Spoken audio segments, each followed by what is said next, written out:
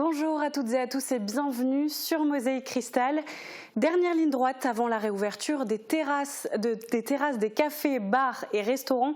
Les fournisseurs s'activent en coulisses. On y reviendra juste après les titres du journal.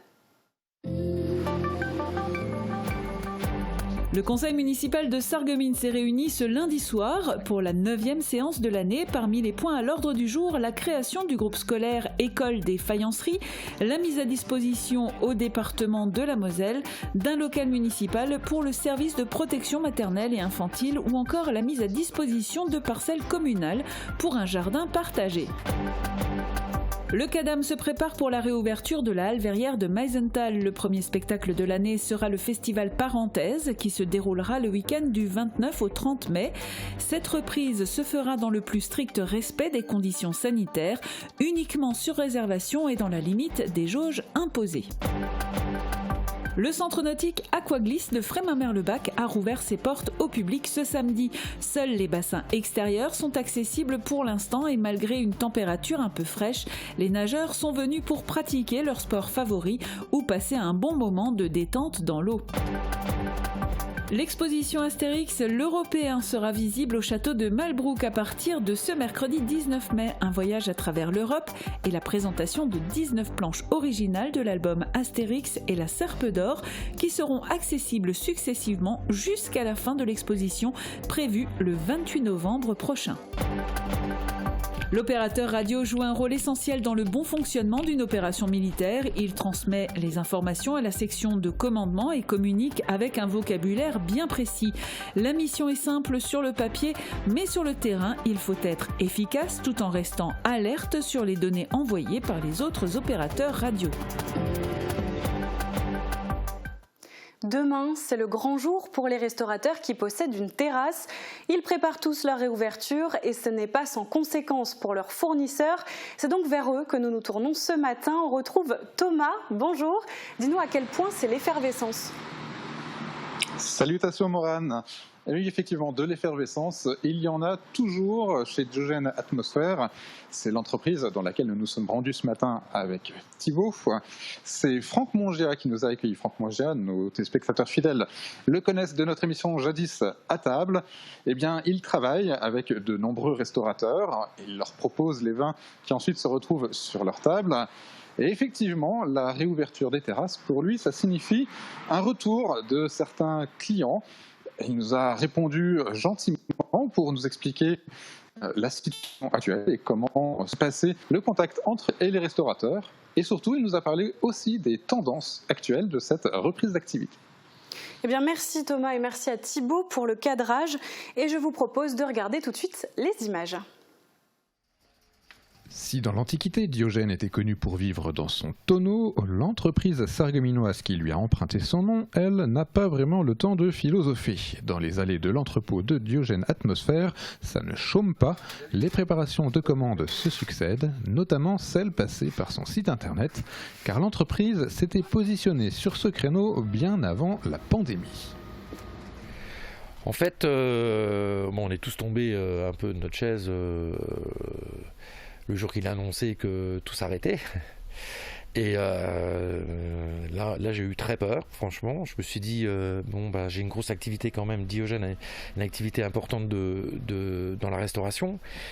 Et j'ai eu très peur. Et donc, voilà. Et en fait, on s'est rendu compte que des choses qu'on avait déjà mis en place, c'est-à-dire les magasins pour le particulier, Internet, qui était très important depuis plus de 10 ans chez nous, ça a explosé en fait.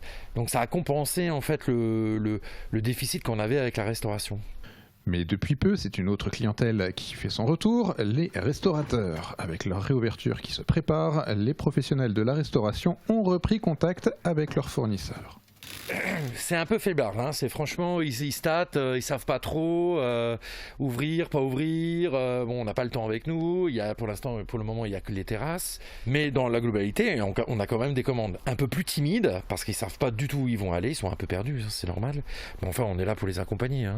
Il sera donc bien possible de trinquer demain en terrasse, avec modération, cela va de soi, mais avec le plaisir de redécouvrir ces agréables moments passés ensemble autour d'une table. Et on reste du côté de chez Diogène Atmosphère. Franck Mongia nous a aussi confié son ressenti quant aux tendances actuelles dans la restauration. Il s'est confié au micro de Thomas Drouin. Alors, on a pu découvrir dans le reportage que la reprise se faisait petit à petit avec les restaurateurs. Mais quelles sont leurs demandes? C'est quoi les tendances actuelles du côté de la restauration? En fait, normalement, dans ces périodes-là, il y a beau temps. Donc, sur nos terrasses, les rosés commencent à arriver. On a quand même une belle sélection de rosés. Donc, bon, voilà, le temps n'est pas avec nous. Donc, c'est pour ça ils se cherchent en fait. Hein, ils sont complètement, ils savent pas trop où aller. On n'a pas vraiment du beau temps. Voilà. Donc, ils sont un peu déstabilisés. Il y a vraiment un décalage. Est-ce qu'il y a un retour aussi vers peut-être des produits qu'ils n'ont pas pu proposer à cause de la fermeture et donc qui vont chercher peut-être à proposer hors saison pour quand même faire connaître des choses qu'ils aiment, hein? Enfin, je sais pas, je sais pas trop. En fait, par contre, la seule chose que je peux dire, c'est qu'ils ont tous investi, refait, remis à neuf, réhabilité les salles. Enfin, vraiment, ils se sont donné du mal là pendant toute cette période là où ils pouvaient rien faire, pas travailler. Donc voilà. Non, c'est vraiment ils ont beaucoup donné là toute cette année là. Et pour terminer, donc on a aussi vu dans le reportage que l'activité était quand même assez fournie sans les restaurateurs. Maintenant qu'ils reviennent, est-ce qu'il va falloir vous dédoubler pour réussir à tout faire? J'espère. ça serait vraiment voilà, ça serait super. Mais bon, je pense que ça va revenir à un équilibre comme on avait avant, c'est-à-dire voilà, les gens vont sortir, donc forcément il y aura un petit peu moins de monde peut-être dans les boutiques, dans les commandes. Ça va se ressentir, c'est sûr. Merci beaucoup. 9e séance hier soir pour le conseil municipal de Sarreguemines, toujours délocalisé dans la grande salle de l'hôtel de ville en raison de la situation sanitaire et retransmis sur Facebook pour que le public puisse y assister malgré le couvre-feu. Le résumé de la séance est signé Julia Bitran et Guillaume Dumonteil. Après une minute de silence en mémoire d'Émile Decker, Villiens Minger, Jean Arter, Marie-Antoinette Aubringer et Aloïs Hauck, les conseillers municipaux se sont lancés dans l'ordre du jour. Ils ont voté la mise à disposition au département de la Moselle d'un local municipal situé rue Molière, moyennant une contribution annuelle de 2 400 €. Le service de protection maternelle et infantile disposera ainsi de quelques créneaux horaires, notamment pour des rencontres parents-enfants. Autre mise à disposition, gracieuse cette fois, de parcelles communales pour un jardin partagé géré par le CCAS, le Centre communal d'action sociale. 4 435 mètres carrés sont concernés. La commission accessibilité va élargir son champ d'action en devenant la commission santé, handicap et accessibilité. La conseillère d'opposition Bernadette Hilpert prône un contrat local de santé pour travailler avec les services de l'État et les organismes de santé. Pour le maire Marc Zingraf, la première urgence est de réussir à réunir la commission en présentiel. Approuvée en octobre 2020, la fusion de Sarreguemines Confluence Habitat par absorption au sein d'une société d'économie mixte comprenant la ville, la communauté d'agglo et la société Adestia entre dans sa phase concrète. 140 logements constituent l'apport en nature de la ville de Sarreguemines, évalué à près de 2,6 millions €. La ville détiendra ainsi 7,94% des parts de la SEM. La casque sera largement majoritaire avec 61,73% des parts. Il m'a été dit qu'il n'y aurait pas ou peu de versement de dividendes.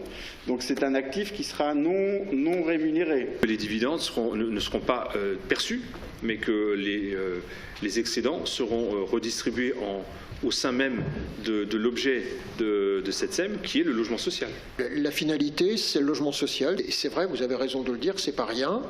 Voilà, c'est un choix que nous avons fait. Pas de nouvelle école à Sarreguemines, mais un groupe scolaire rénové qui fusionne et change de nom.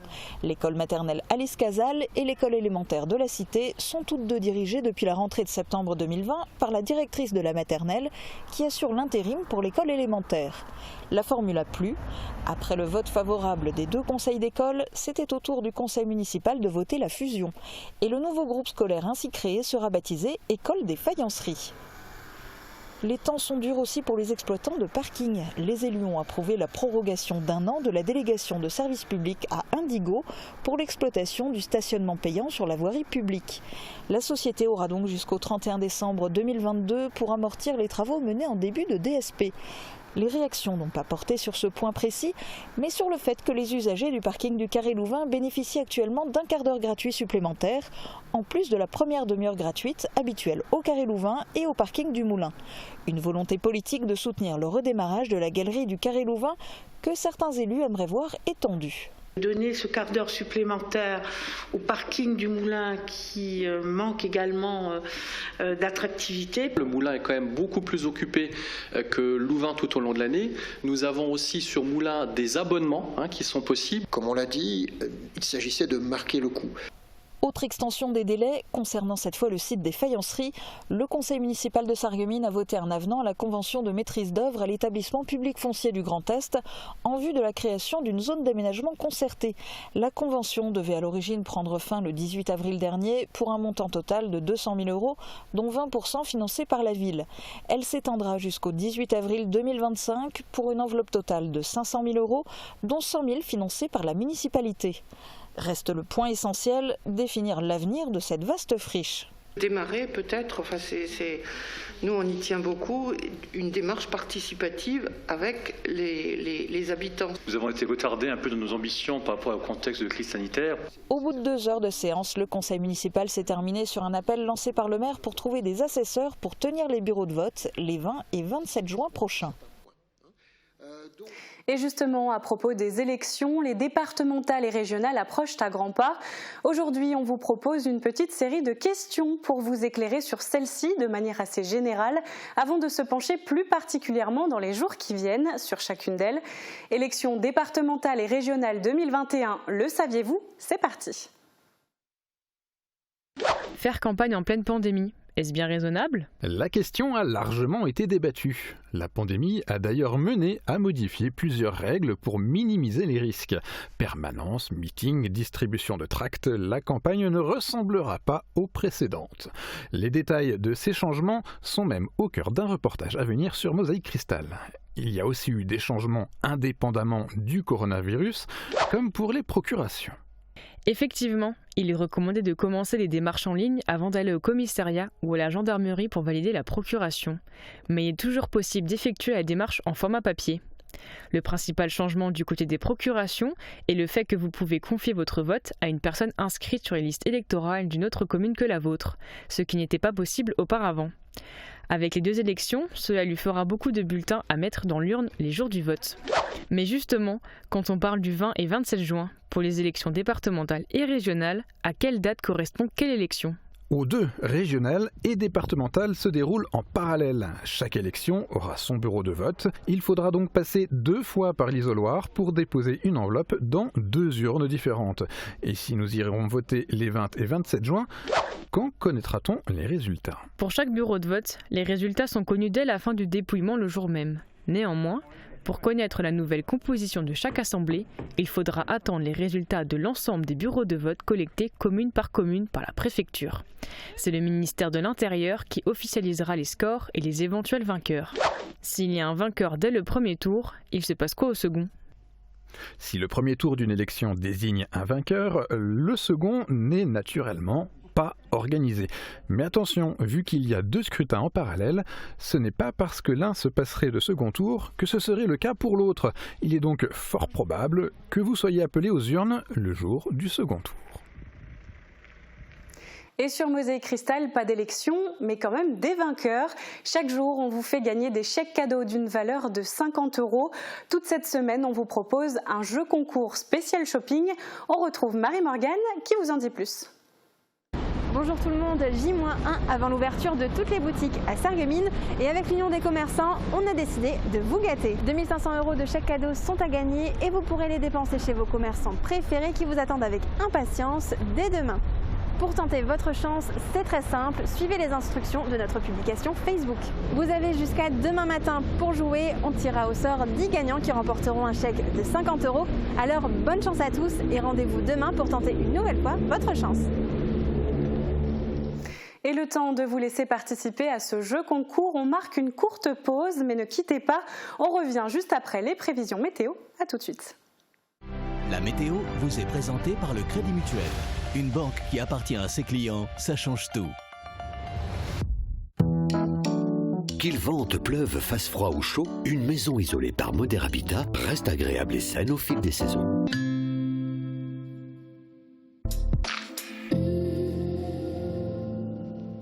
Bonjour tout le monde, malheureusement pour demain, toujours pas d'évolution. Dès le matin, les averses sont à craindre. Elles deviennent plus fortes et parfois orageuses en matinée. Attention également aux rafales de vent qui pourront atteindre les 65 km/h. Côté température, les minimales iront de 3 à 5 degrés et les maximales de 12 à 14 degrés. Demain, nous fêtons les Yves et il fera jour de 5h43 à 21h12. Passez tous une belle journée et à demain! Merci d'avoir suivi la météo avec le Crédit Mutuel. Une banque qui appartient à ses clients, ça change tout.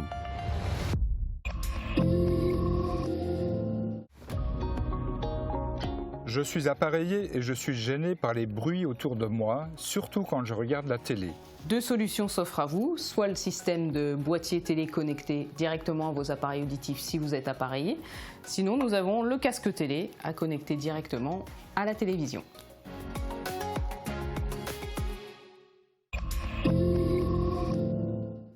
On ne vous présente plus les militaires du 16e bataillon de chasseurs à pied de biche. Dans les rangs, il y a des grades, des missions et des métiers très différents, comme celui d'opérateur radio, un élément essentiel dans une compagnie pour communiquer en sécurité et rapidement. Alors ce n'est pas en situation de combat, mais Pierre s'est équipé quelques minutes pour nous parler de son quotidien. Pas de zone de combat ici, c'est au QG des militaires de beach que nous assistons à cet exercice. Pierre, opérateur radio, doit trouver un endroit sûr pour transmettre un message précis. Toro Lima, ici Toro opérateur. Pour moi, envoie message 99. Lima Unité, November 49 degrés, 04 minutes 50 secondes. Echo 07 degrés, 30 minutes 06 secondes. Pour un non-initié, difficile de comprendre. Ici, il s'agit de donner les coordonnées d'une personne blessée. À l'autre bout du fil, cette information sera cruciale pour prévenir la section de commandement. Pour cela, l'opérateur radio a un équipement bien précis. Un émetteur-récepteur, un combiné, un haut-parleur, 2 types d'antennes suivant le besoin de mobilité et un DDI.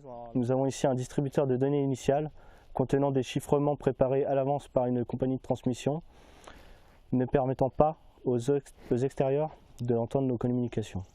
En plus du cryptage, les opérateurs radio communiquent entre eux avec un vocabulaire bien précis, à l'aide d'un carnet. À l'intérieur, divers scénarios sont proposés. Avant une opération, chaque opérateur radio doit les remplir, permettant ainsi d'être plus rapide lors des transmissions. En fait, ça permet surtout à ne pas encombrer le réseau. Parce que actuellement, dans une zone de combat, par exemple, nous avons des blessés, mais entre-temps, la guerre continue. Il peut y avoir quelqu'un qui a besoin d'envoyer un message. Du coup, ça permet de parler beaucoup plus vite et de laisser la place. Leur mission est simple sur le papier, mais difficile sur le terrain. Il faut retransmettre les messages le plus efficacement possible, tout en restant alerte sur son environnement et sur les données envoyées par les autres opérateurs radio. C'est vraiment un travail d'écoute, de deuxième oreille sur un réseau, à savoir que quand nous sommes en situation, le haut-parleur ne permet pas forcément d'entendre bien, malgré à côté, je sais pas, des bruits de véhicules, des bruits de tout. Donc le plus dur, c'est vraiment d'écouter et de savoir trier les informations aux plus importantes pour mieux les retranscrire à notre autorité. Et c'est un tout autre entraînement dont on va parler maintenant, la natation. Le complexe nautique Aquaglisse de Frémin-Merlebach a rouvert ses portes ce samedi. Seuls les bassins extérieurs étaient ouverts, pas de quoi entamer la volonté des nageurs qui ont bravé les températures plutôt fraîches pour pouvoir pratiquer leur sport favori. 13 degrés dans les gradins, 28 dans les bassins. Si le soleil n'est pas au rendez-vous pour la réouverture de l'Aquaglisse, les nageurs, oui. En milieu d'après-midi, ils sont déjà une trentaine à s'être jetés à l'eau dans les bassins extérieurs. Alors, en tant que triathlète, c'est vrai que c'est un peu embêtant parce que on avait l'habitude de nager, surtout en club. Moi, je suis licencié au club de Sarreguemines Triathlon Club. Donc, on avait toujours ce mardi soir où on nageait tous ensemble. On a nos habitudes en fait d'aller 1 à 2 fois par semaine à la piscine. Donc, c'est vrai que toute cette période sans bassin, c'était un petit peu compliqué. Lorsqu'on a vu sur les réseaux sociaux que Frémin allait réouvrir, bon voilà, c'est en extérieur, il ne fait pas encore très chaud, mais voilà, on s'habitue et on travaille. Pratique sportive ou de loisirs, la natation a bel et bien repris au cœur de l'Aquaglisse. Ce samedi matin, 36 jeunes nageurs du club ont pu à nouveau s'entraîner en intérieur. Une réouverture à laquelle l'équipe du complexe nautique œuvre depuis 2 mois. Il faut quand même savoir que déjà à la mi-mars, on a vidé les bassins, on a commencé les travaux donc la mi-mars, donc il y a 2 mois maintenant, pour ouvrir aujourd'hui. Il y a 2 mois de préparation, on a refait les peintures du bassin ludique, la pataugeoire, des pédiluves, des gradins, les maîtres nageurs, on repeint tous les gradins, donc c'est un gros travail. Travaux de consolidation, de maintenance ont donc précédé cette ouverture tant attendue par les habitués du lieu. Avant la crise sanitaire, Brigitte venait régulièrement nager ses 2 km dans le grand bassin intérieur. Moi j'ai continué à faire mon sport à la maison pendant la longue période. D'accord. Donc pour ainsi dire, j'ai pas arrêté. Et nager, c'est quelque chose qui vous... Ça libère l'esprit et ça fait du bien. Au moral comme au physique. Même constat pour Mathéo et Lucas, 2 adolescents de Forbach et Rosebruck. C'était compliqué, on ne bougeait plus, on restait à la maison pendant le confinement et tout ça, madame. Venir à la piscine, ça fait du bien, ça change des idées. On s'amuse avec nos potes. Jusqu'au 8 juin, l'établissement accueillera les jeunes du club et les scolaires dans les bassins intérieurs. Le reste du public dans ceux extérieurs avec une jauge limitée à 150 baigneurs. Du 9 au 30 juin, l'Aquaglisse proposera à nouveau tous ses services, espace bien-être compris, avec toutefois un nombre d'entrées limité. L'espace bien-être sera donc avec une jauge à 35%, les bassins extérieurs à 50% et le 30 juin, donc ouverture normale sans jauge. Ce qui veut dire que le 10 et 11 juillet, on organise la piscine en fait. C'est prévu, on travaille dessus déjà. Une nouvelle qui va ravir les amateurs de l'événement qui connaît à chaque édition un franc succès avec en moyenne près de 3000 visiteurs. Un rendez-vous qui reste bien évidemment suspendu à la levée de l'ensemble des restrictions. Et côté agglo de Sarreguemines, les équipements aquatiques rouvrent dès demain à Sarreguemines et à Sarralbe. C'est une ouverture progressive puisque seuls les publics prioritaires pourront accéder à ces équipements. Attention toutefois, pour accéder aux équipements de la piscine de Sarralbe, il faudra penser à réserver un créneau par téléphone au 03 87 97 80 55. Les réservations sont ouvertes à partir d'aujourd'hui de 14h à 17h. Et si certaines structures ont déjà rouvert leurs portes, ce n'est pas encore le cas pour d'autres établissements. J-1 avant la réouverture de nombreux établissements comme les salles de spectacle. Nous avons tendu notre micro à Pascal Klein, directeur du CADAM à la Halverrière de Meisenthal. Il nous parle de la réouverture. Regardez. Pascal Klein, bonjour. Bonjour. Vous êtes directeur du CADAM ici à la Halverrière. Le 19 mai prochain marquera donc la réouverture des salles de spectacle. Alors ma première question, quand aura lieu le premier concert ou spectacle ici à la Halverrière ? Donc ça sera à la fin du mois, le 29-30 mai. Donc il y a on va dire une modification un peu du festival de Mandé la Lune qui va se transformer en parenthèse parce que là, je veux dire, on va effectuer une parenthèse là pendant tout le mois de mai, enfin fin mai et juin. Donc il y aura du cirque, des arts de la rue, de la musique, mais en version un peu réduite, voilà, de manière à pouvoir justement calibrer un peu les jauges et respecter un peu tous les protocoles sanitaires en vigueur quoi, en ce moment. Quand la Halverrière a dû fermer ses portes au public, la programmation elle a dû s'arrêter. Qu'en est-il à partir de mercredi prochain ? Bon, clairement, je veux dire, ça va être difficile de reprendre tout de suite, hein, donc, parce que c'est une annonce qui est assez récente. Et donc, voilà, il faut un peu de temps à recontacter tout le monde, à voir un peu ce qui est encore d'actualité, ce qui est encore possible de faire. Voilà, il y a des groupes qui ne tournent plus. Il y a des questions qui se posent aussi avec des concerts qui étaient justement prévus pendant le confinement qui vont peut-être être reportés. C'est le cas de Grand Corps Malade, avec lequel on est en discussion actuellement. Il y a des concerts qui s'annulent, Skip the Use aussi qui s'est annulé, parce qu'il rentre en studio là, pour un nouvel nouvel album. Donc voilà, je veux dire, et puis après par contre il y a une programmation qui est toute prête là maintenant, sur laquelle on est en train de travailler, qu'on peut découvrir, qui démarre donc fin mai jusqu'à quasi début août, et il y a la grosse programmation de têtes d'affiche donc qui va arriver à partir de septembre jusqu'à décembre, donc avec les 3 cafés gourmands, Cali, Suzanne, Manu Lanvin, et voilà toutes ces têtes d'affiche qui ont été annoncées là depuis longtemps, qui ont été reportées pour certains, mais qui vont pouvoir normalement se dérouler dans des conditions un peu meilleures que ce qu'on a connu ces derniers temps, quoi. Et il y aura toujours des contraintes horaires avec le couvre-feu pour l'instant, une jauge limitée et des places assises uniquement. À quel point ça va impacter le public selon vous? C'est vrai que dans un premier temps, on est limité à 35% de la jauge. Je veux dire, ça va s'ouvrir à 65% à partir du mois de juin. Forcément, ça a un impact sur les entrées, sur le public. Je veux dire, mais bon, après, ça a une reprise. On comprend que c'est difficile, donc qu'à un moment donné, il faut qu'elle soit progressive, cette reprise. Donc on va vraiment nous composer avec et faire en sorte de reprendre. Déjà, c'est énorme pour nous. Enfin, c'est quelque chose qu'on attend depuis longtemps. Donc on va vraiment, nous, à un moment donné, se plier à toutes ces contraintes, mais l'essentiel c'est vraiment de faire jouer les artistes, de renouer avec le public, même s'il est un peu moins nombreux dans un premier temps. Je veux dire, je pense que d'ici quelques mois, je veux dire, on retrouvera une situation un peu plus normale, et c'est ce qu'on espère tous. Et vous l'avez entendu, la Halle Verrières rouvre ses portes avec le premier festival Parenthèse qui se tiendra le week-end du 29 et 30 mai. Entrée gratuite mais uniquement sur réservation pour respecter les limites de jauge imposées. Plus d'informations à retrouver sur le site internet de la Halle Verrières. Et donc demain, 19 mai, c'est enfin la réouverture de tous les sites culturels. Et pour le département de la Moselle, c'est le château de Malbrouck qui lancera en quelque sorte les festivités, puisqu'une exposition attendue des fans d'Astérix accueillera enfin les visiteurs. L'occasion de revivre les voyages de ce Gaulois aux moustaches jaunes et à travers toute l'Europe. Anne-Sophie Gross et Jean-François Ambroise ont pu la découvrir en avant-première. Regardez. Et pour cette visite, quel meilleur guide qu'Idéfix ? Et en suivant ses traces de pattes, nous marchons aussi dans celle de ses créateurs, Uderzo et Goscinny. Et dès la première salle, nous tombons sur de véritables pépites, des planches originales tirées de l'album Astérix et la Serpe d'Or. 19 planches originales de la BD La Serpe d'Or vont être présentées au public successivement. Donc une série jusqu'au mois de juillet et une seconde série jusqu'à la fin de l'exposition. Donc ce sont des documents ici ancrés à l'encre de Chine, mais on peut encore voir le crayonné d'Albert Uderzo en arrière-plan.